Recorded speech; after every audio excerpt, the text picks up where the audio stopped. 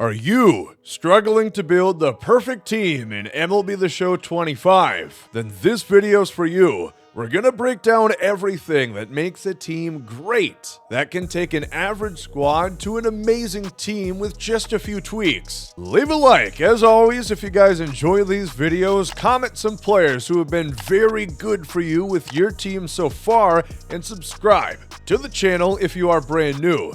Let's go. If you take a look at the team I'm playing with right here, there's a couple different things that you might notice as I've brought them up before, and I do want to bring mention to this video where I go in detail to every attribute, which ones actually matter. I recommend checking out that video. Something you might notice within my team is the power stat is quite high. For most of these cards, it is about as great as the contact, if not better, and we'll explain why that is such a big deal. That we're not going to look at Carson Williams.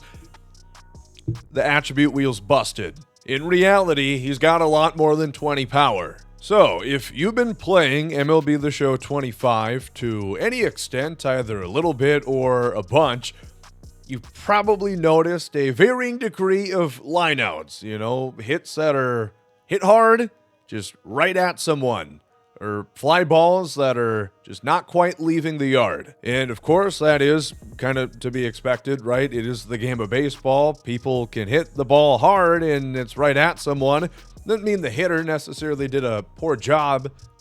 Hitting the ball hard is a great thing, but it's frustrating, obviously, for real life as well as within this game. But there is a couple of reasons why you are lining out and flying out so often. Yes, it is in part due to the power creep that they reintroduced this year, where we're having lower overall cards who just aren't as talented as the 99s that we were able to access pretty much from the get-go in MLB 23 and fairly soon in MLB 24. Now, if we direct our attention to the handbook and do a little reading, here is the full passage. However, I will summarize. It essentially says that players with high contact and lower power are going to line out more, and they're going to have fly balls that don't reach or go over the wall. But it is important to understand that it isn't just what the actual power rating is, it is the difference between the power and the contact ratings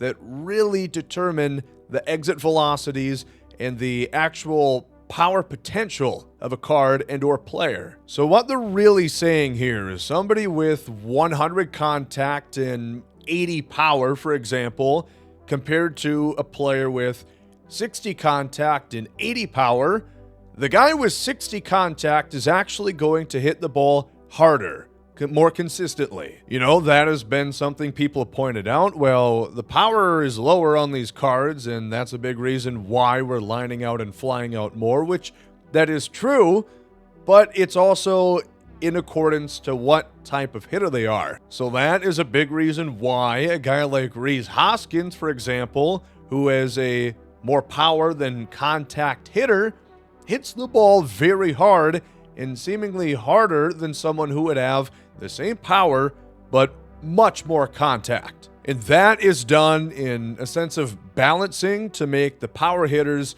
you know, be more rewarded because they have lower contact and vision. Typically with this archetype of player, they need to get rewarded more when they are squaring the ball up, so they get better exit velocities, again based on the power to contact disparity. And that is why a lot of the players on my team you see fit that mold, having very similar power to contact numbers. Think of it like this. You've got three tiers of players. You've got a Cal Raleigh who is power prominent. He will get larger exit velocities to make up for his lower contact and vision. You've got a balanced type like Matt Shaw who might not see as much power and exit velocity as consistently as a guy like Cal Raleigh, but since he has more contact, he's going to hit the ball more consistently.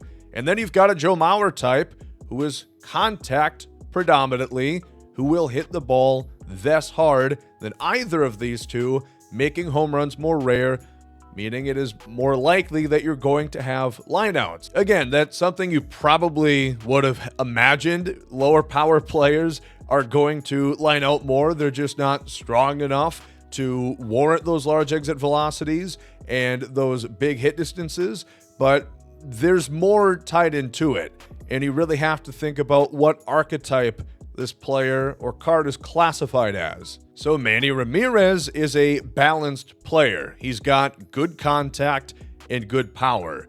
He is going to get a good amount of hits both ways, and he's got a fair bit of power at 82 and 88, where he's going to be able to hit the ball out of the ballpark and hit it hard consistently, although there are still, in my opinion, fairly clear instances that exit velocities in general seem to be down online. I don't know exactly why that is. We haven't heard of any concrete information from the developers of MLB 25 that they tuned exit velocities down.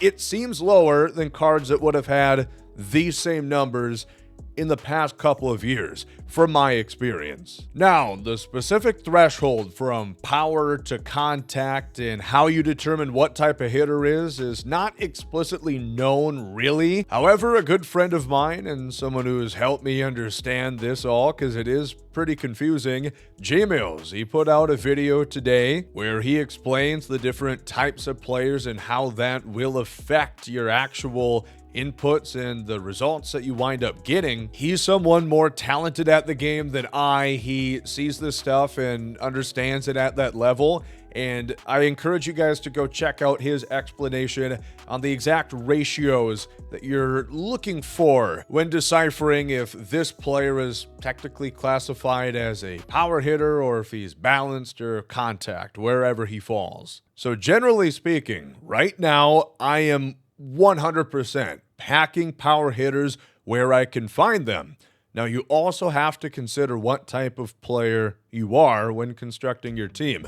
Kyle Schwarber, you understand that he has lower contact, lower vision numbers that will harm you when you're playing online at higher difficulties, because the PCI gets smaller, the timing window gets smaller. It is going to be more challenging to consistently put up results with the Kyle Schwarber, but he should theoretically give you more rewarding results with good input. You've got to be more precise with the Schwarber, but you'll get the payoff should you put it a good input. That is not to say that you cannot be successful with a more contact-heavy hitter. Of course, they are going to give you the largest room of error when it comes to PCI placement, when it comes to timing window, the contact, the vision on these cards. They help bail you out if you are not perfect, obviously. They've got a larger perfect window as well. These kind of high contact and lower power hitters are going to generally be more successful at hitting the ball well, more consistently, right? That is what the contact rating does in the game. However, with that kind of power, he just is not going to clear the wall very often. So a perfect fly ball rarely will result in a home run, more likely will be caught. A line drive is always going to be a bit more questionable. And then perfect ground balls, same thing as the line drives. Since they're in the confines of the park, it can be caught. So if it is hit at a fielder, you're going to line out. It is not inherently more likely, really, that they're going to miss a mitt as opposed to a power hitter. You've got to think what kind of player you are. If you are someone who is mainly playing the CPU on lower difficulties like All-Star and down below, you probably don't have to worry too much about a guy having lower contact or vision. The penalties for having lower ratings in those categories is not as severe as you get upwards in the difficulties, or especially online where it is the most punishable. But also you understand that someone who has 67 and 57 power, if you hit a perfect fly ball, for example, he probably won't have enough actual strength to get it up and over the wall. You know, you're looking to hit line drives, and if you're hitting line drives into the field of play, you're always going to be more likely to to have it be caught, and the same could be said with a ground ball. That's why for years and years, people who play Diamond Dynasty mainly steer towards the power guys, because if you are successful within your input, you are more likely to hit a home run, which if you hit it 500 feet, it can't be caught. So I would definitely say, keep those things in mind. You know, what type of player are you? Are you going to be playing offline mainly? Are you going to play online? What difficulties, like Diamond Quest, if you're going to play on GOAT or Legend difficulty, yes, the more power-heavy players are going to yield more consistent results, home runs, higher exit velocities, but you're also going to have to be more precise. There's a very small room for error when you are missing a little bit on your PCI on those upper difficulties. Which all of this is more funny than when you consider the captains, the Jolt series from Team Affinity within the game, boosting up your cards. All of those captains are going to buff contact and batting clutch. Batting clutch is always going to be a good thing. It's going to help you out. You know, it's arguably more important than your contact rating when you've got runners in scoring position, those situations. But every captain that is in the game right now has the same boost. It increases contact versus both righties and lefties, batting clutch, and hit per 9, just to varying degrees. They balance it, so teams with less cards, like the Marlins, I think you get plus 20 or something. The Twins, you get plus 12. And then the Red Sox, you get, I think, plus 5. So they want to try and make it as balanced as possible. But again, if you're talking those ratios of the very high contact to lower power hitters, those guys are going to line out more. So I really think using one of these captains right now could almost make the game more frustrating for you at certain points. Again, it helps you out, contact. It does not help you out, but transitioning a batter to a contact dominant instead of a balanced or power-oriented hitter is going to result in less consistent results because you're not hitting the ball as hard. That is just how this game is engineered. I think that's enough about hitting because we talked about that a great deal. I do want to talk about what they did with the game this year with secondaries. If you've noticed, a lot of players don't have any, or they have very few. Like Manny Ramirez, in basically any year in the past, he probably would not be able to play center field. He never played that really in Major League Baseball. But as a left fielder, he'd probably be able to play right field. But even a guy like Walker Jenkins, a center fielder, you would think he could play all over the outfield as he's playing the most challenging position. And he can play right field, but he can't play left field, apparently. I would not really worry about this too much.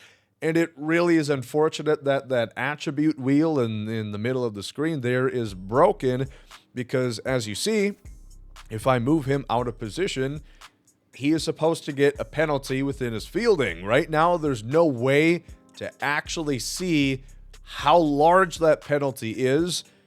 We don't know, but I can tell you from experience, Walker Jenkins plays basically just as well in left field as he does in center field for me, where his primary position is. The infield, I've heard varying things, like you could take a Carson Williams, a shortstop. He can play second base, but he cannot play third. He's got high fielding already.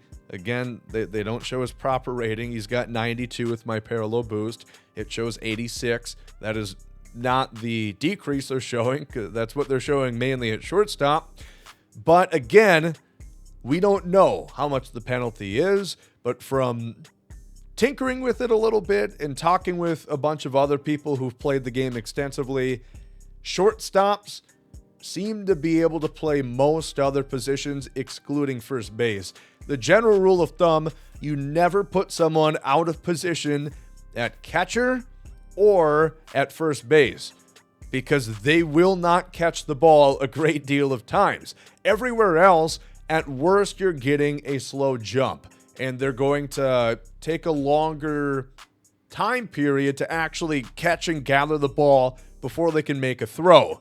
So never, ever play someone out of position at either catcher or first base. But then generally, I want to talk about fielding and reaction. That was one of the big things they touched on this year. I notice it. I definitely do. Carson Williams has not lit the world on fire for me. He's got a couple home runs. He has 5, but he's hitting .233. He strikes out a decent bit for me. We're on Hall of Fame in the ranked season scale. We're 11-1, I believe, currently. And the fielding is the reason he's on my team. 92 fielding, great arm, 90 reaction. He gets the best jump, the blue jump, very consistently. Not every single time. You need 99 reaction to guarantee that top tier reaction time, the top jump. 99 reaction gets that every single ground ball or fly ball hit to them. But he makes a lot of plays that other guys who have had at shortstop just simply cannot or don't do very often. He is very valuable to me, whereas in prior years, I would have just moved on to someone who was hitting a little bit better for me. I wouldn't really have a big advantage because the defense didn't matter too much. This year, it has been. Guys like Jose Ramirez, even 72 reaction, that you notice that. You feel 72 reaction. I will say, I think it's a bigger deal in the infield than it is the outfield, which kind of makes sense. You've got less time to react as an infielder than the outfield, and you can make up for it. If it's a high fly ball, even if you get a bad jump, you still have a chance to go track that ball down. I had Schwarber playing in left field for a little while, which is, of course, his native position within this game. He doesn't really play the outfield much anymore in real life, and that's for damn good reason. But in this game right now, he's doing okay, especially considering there isn't a lot of 5-tool players that are easily accessible. If you don't have like collections done, like, yeah, Beltran is great if you spent $2,000 on the game. Otherwise, like, Schwarber's not as good as Tatis or Walker Jenkins for me in the outfield, but he's not as bad as you would think. You definitely notice the reaction rating mattering more within the infield. Otherwise, something I'm always asked every year is, how do you order your lineup? Again, I would highly suggest that you pepper it with lefties, righties, and switch hitters. Have a good balance in there. Do the best you can to avoid 2 of the same handedness types going back to back, because if your opponent goes to the bullpen, they're going to have the advantage unless you go to the bench. And your bench this year is a lot tougher to utilize considering they don't have all those secondaries for the most part. Whereas in past years, you'd have a lot of players with a bunch, like 4 or 5 secondaries. This year, there's only a select few players who actually have that luxury. Let's talk pitching for a little bit. It's mostly the same as in previous years. You know, the same pitches that were good last year are still good this year. Attribute-wise, again, you're really looking at the hit per 9, the K per 9, and the BB 9. Those are the big 3. Stamina, of course, is important as well. Obviously, there's still a thing where if your opponent quits out, you just lose all your stamina. You could have thrown like 5 pitches, and then you'll like 25, which really sucks. I wish they'd fix that. But hit, K, and BB are the trifecta that you're mainly looking for. If you're playing offline, really prioritize, if we're talking something like Diamond Quest, playing on the higher difficulties, and you're giving up a lot of runs, put pitchers with high hit and K per 9 ratings in there. That is the main determinant of them swinging and missing or hitting the ball consistently. Otherwise, it's pretty much RNG. They don't have a PCI where they're moving it. It's not a human you're playing. It is rating v rating. And if you've got high hit and K per 9, you're going to have a far better chance at getting the CPU out. As far as pitch mixes go, you'd ideally want your players to have 5. That is perfect, right? An outlier is very important, as always this year. Being able to throw hard makes it more difficult for your competition to catch up. A 104 fastball is tough when it's paired with, even a 94 sinker. A pitch that breaks like the sinker does, that is the difference to really mess up your opponent. I always like to find guys with changeups. That's me personally. When I'm a right-hander facing a lefty, or a switch hitter hitting as a lefty, or the inverse, a lefty pitcher facing a righty, changeups help me out a lot. If you're a righty going up against a lefty and you don't have that off-speed pitch, a changeup or a splitter to tail arm side, it gets a little difficult, especially with the Paul Skeens, who's got 3 breaking balls and 2 fastballs. It makes things more challenging. Breaking balls are good, but especially when you're playing online against another human, a lot of times they won't swing, especially once you get up to the higher difficulties. If you're throwing a curveball below the zone, they're disciplined enough. It's not really going to throw them off too much. And the problem with those pitches, if you try and get them in the strike zone, the actual accuracy, the par when you're playing the game is very large. So there's a big margin for error. Yes, with perfect pinpoint or meter input, analog, whatever you're using, it could go on the black of the strike zone and fall as a strike, be tough to hit, but there's also the chance it goes right down the middle, and that is something else that I want to talk about as far as both hitting and pitching. I definitely do think exit velocities are more dependent on where it is in the strike zone this year.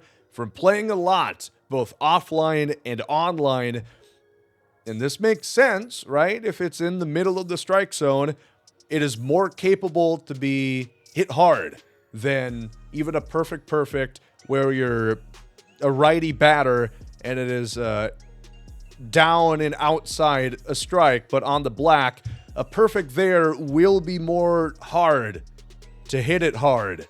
So if it's in the middle of the strike zone, that is where you can get punished. That is another reason I think why people are having issues with seeing really good input and the ball just doesn't really go where you want it to. Which is why it can be more important sometimes to have pitchers with high BB9 ratings, which is going to limit those pars and incentivize, if you have good input, the ball's going to go where you want it to, and it's not going to slip so much.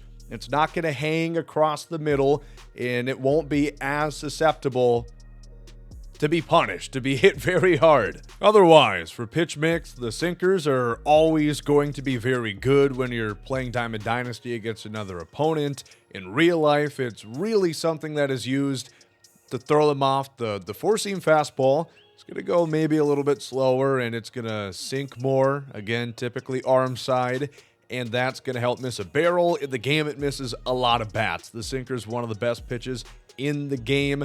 The slider, we know how this game works. If you throw a outside breaking pitch, the PCI shrinks. That is confirmed by the devs. That is a gameplay design feature. So if you're going righty pitcher against a righty hitter, sliders tailing away, that can be effective alongside the sweeper. I actually really like throwing the sweepers even a bit, depending on where it is. Some pitchers, like a Griffin Jax, who is in my bullpen, he can locate the sweeper up in the zone with a pretty high degree of accuracy because that's his primary pitch. He does a very good job throwing it, so I'll throw righty-righty. I'll throw a front door sweeper that just sneaks into the zone. It is very tough to hit. That is one that I like a bunch. Also, the cutter, one of the most effective pitches that you can have in the game. It is great at throwing them off the fastball because it's going to cut a little bit, and it's not going to have... Typically, the four-seam is going to go straight up or a little bit arm side, like a 1 o'clock motion. Not as much as a sinker, but then the cutter, if anything, it is straight to a little bit left, and it is slower. So that throws them off the four-seamer. That can be used as kind of like a pseudo off-speed pitch, I call it, within the game. while still maintaining fairly high velocities and having a good degree of accuracy and control. For your rotation, I don't really care about handedness. I mean, use what you like. Otherwise, for pitching, your rotation, I don't care about handedness. I'll have people say, oh, you got to make sure you have 2 lefties in there. It's more important in real life than it is within this game. You know, especially Diamond Dynasty, you're not really playing series. You're playing one individual games. You don't have to worry about that differential in handedness at the starter slot, whereas in real baseball, yeah, you would like in a 7-game series, you don't have only righty starters that are throwing to your opponents.